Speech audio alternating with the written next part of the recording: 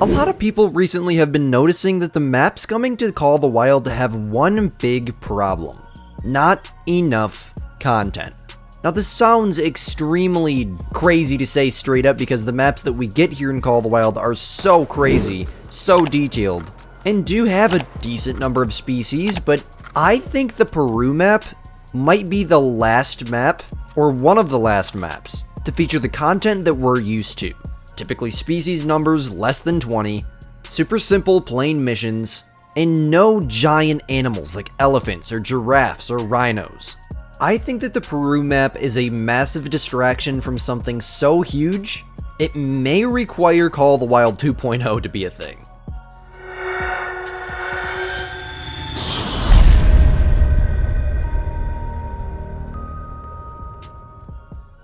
So if you guys didn't know, right now Call of the Wild has a humongous playtest going on. A playtest so large, it is essentially impossible for it to be anything like, the new Peru map or a new map for the future. With as many people, I'd say an estimate of at least 1,000 in our Discord alone that have said they're playtesting and signed with NDA, it is something game-changing. A major new game mechanic of some sort. And when I sat down and got to thinking about it, I realized that right now, Call of the Wild is getting old, it's outdated, the graphics aren't anywhere near as good as new games on Unreal Engine 5 and stuff like that. That's all normal stuff we already know, but Call of the Wild has one big issue. A lack of content. And it's not that the game doesn't have enough content. The game is actually packed with content, arguably the most content-packed hunting simulator available to this day still, with what, like 20 maps now or something crazy like that? Probably well over 300 species. The problem is that it's starting to get, and it is getting, repetitive. A lot of species that are very similar to one another, like, I don't know, caiman, gators, crocodile, all kind of the same looking thing. Brown bears, black bears, spectacled bear, all different species, yes, but kind of copy-paste. They're not anything insane new like giraffes, rhinos, elephants. The species roosters in pretty much all of the DLCs in the last 2 years for maps seem super copy-paste repetitive, besides like beavers, that was something new. But like Manitoban elk, it's an elk species. We already have elk in the game. Yes, it's cool to have Manitoban elk, but you get what I'm saying. I think you guys get the point, right? But there's a reason for all of this. Before we talk about the reason, let's talk about the actual design of maps. Like the Peru map, for example, a lot of parts look extremely similar to Parquet, and a lot of parts look extremely similar to Sud-Breton. A lot of the maps seem to be getting repetitive. Scotland was something a little bit different with like the Highlands and whatnot, but the map design and the species choices are starting to get extremely repetitive.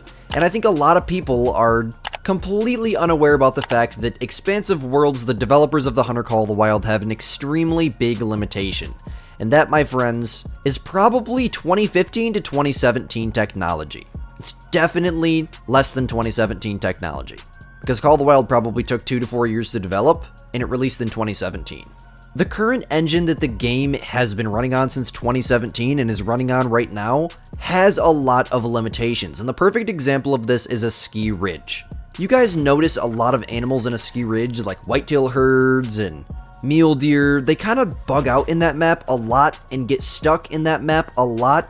There is a reason for that. There is a big reason for that. The snow deformation thing, the large number of species, the beaver mechanics in the water. That map in general was so big and had so much new stuff we haven't seen in any other map, like the deformable snow and whatnot. That made a lot of stuff tweak out. They pushed the limit of the Avalanche engine so far with that map that certain things started to break and are still breaking, like the mule deer getting stuck, like other species getting stuck. It had a lot of bugs right at first that I'm not mentioning right now, that have been fixed and were fixable, but you can see it visibly in the pattern. You can see with the ski ridge, they were kind of like, oh crap, we pushed the engine to its limits there, let's do something a little bit less heavy with the next map. We got Scotland, beautiful terrain, but the new species were super minimal, really small. There wasn't too much crazy stuff with, the terrain in the map. Yeah, there's highlands, but that's really simple stuff. It's extremely cool for the first 5 minutes, then it just gets repetitive, We've never seen something in Call of the Wild like a massive waterfall, or huge ice glaciers, or mountains that don't look like they're copy-pasted from other reserves. You can definitely tell that they've been using the same engine to deform the terrain for the last, 9 years at this point. They are extremely limited with the releases on the current version of the Avalanche engine that they're on.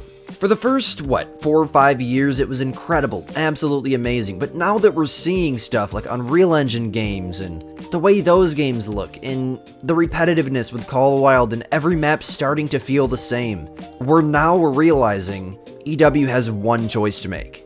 And I think they've already made it. In fact, we have proof they have.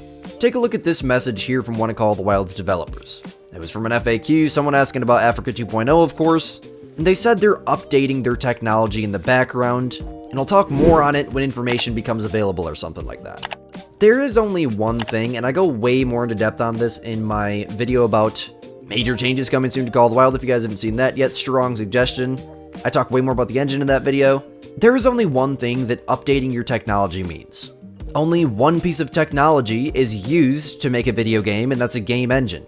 If they're updating it, then they have moved to an updated version of the Avalanche engine. Now there's two major choices they have here. Either A, they can revamp the game and re-release it as a next-gen console game, whether that be a PlayStation 5 game or a PlayStation 6 game, as we're still running on a PS4 game on Call of the Wild for PlayStation players. An enhanced version for PC players in a next-gen Xbox version, you know? That would be a decent choice, but there's one problem. It's almost impossible.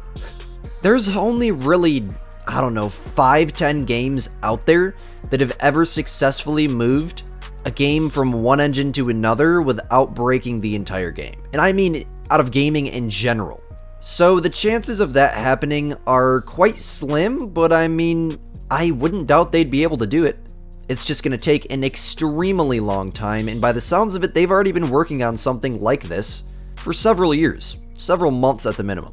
Their other option is to re-release the Hunter Call of the Wild as maybe a new title. Maybe the Hunter something else to continue the franchise, as we now have the Hunter Primal, the Hunter Classic from all the way back in 2009, those games, and the Hunter Call of the Wild.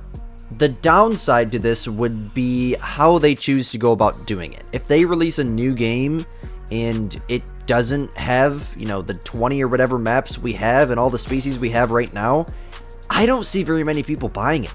I think everyone is going to stay on Call of the Wild, especially if it doesn't have need zones, like I've heard some people speculating, because they won't be able to Great One grind, or there's like 20 species in the whole game, but the game looks better. I don't know how they would move the maps in Call of the Wild right now to a new engine. I don't think that would be possible. I know, as someone who messes with Unreal Engine, you can't take a level from one UE project and move it to a newer version of the engine. You can, but it's extremely difficult. Very, very difficult. Not to mention, they'd have quite literally 10,000 plus, 100,000 plus, possibly even over 1 million assets they might need to move from one version of an engine to another. This game has been in development for 10 years. Dang near 10 years, you guys. I think right now we're at a point with Call of the Wild maps to where the game is at its limit. The engine is at its limit. There is not much more they can do besides continue putting in species that are probably, never going to see anything bigger than like a yak or something. Whatever the biggest species in the game right now, I doubt we'll ever see anything bigger than that, to be fully honest with you. The engine is just not capable of it. And in the sense of like crazy new mechanics, like beavers swimming and, terrain deformation and stuff like that, that's really pushing the engine to its limits, and it causes issues with the game. They pretty much have confirmed that they're working on something in the background. That's where we're at with it. I think it's a new game. I'm just going to dump it on you guys right now. I think they're working on a new game. And whether or not they're going to be able to move everything from Call of the Wild to a new game, I don't know. Look at this screenshot here. This is a screenshot by one of the developers at Expansive Worlds, I believe. And somebody asked something about a new hunting simulator coming soon or something, or is there a new hunting simulator in development? And the way that they talked about this to their response, I wouldn't say confirms it, but pretty much confirms it.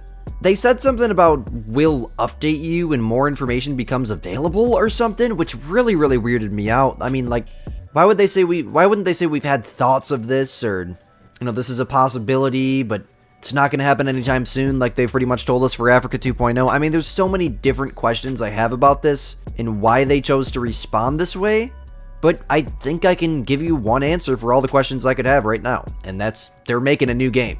I really think that's what's happening. I don't know though. Let me know down below, what do you guys think?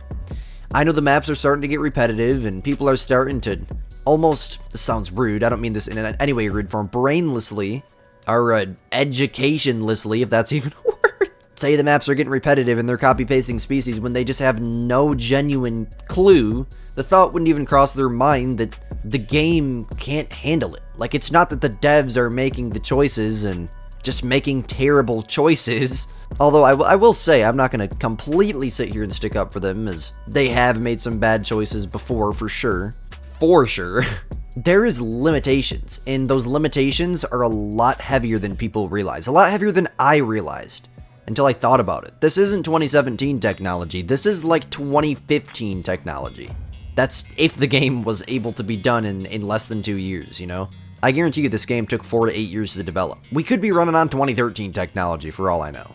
But I really do appreciate you guys for watching. Let me know down below. Crazy, crazy deep topics here today. Kind of the star video of the week here. Super excited for Peru. I'm just excited to have new species to hunt, even if they are, you know, kind of similar to other species. But they got new names on them. We got new models to shoot. We got more diamonds to achieve, more missions. I think there's going to be something to do with trapping with this mission, or this map. New great one, you know? New grind. Let's keep our heads up. Something huge is coming soon. Soon as in 2 to 5 years, or soon as in 2 to 3 weeks. I don't know, you know? But as always, my name is Squid. You're watching Squidster Gaming. We'll catch you guys in the next bagger. Peace out, my gamers.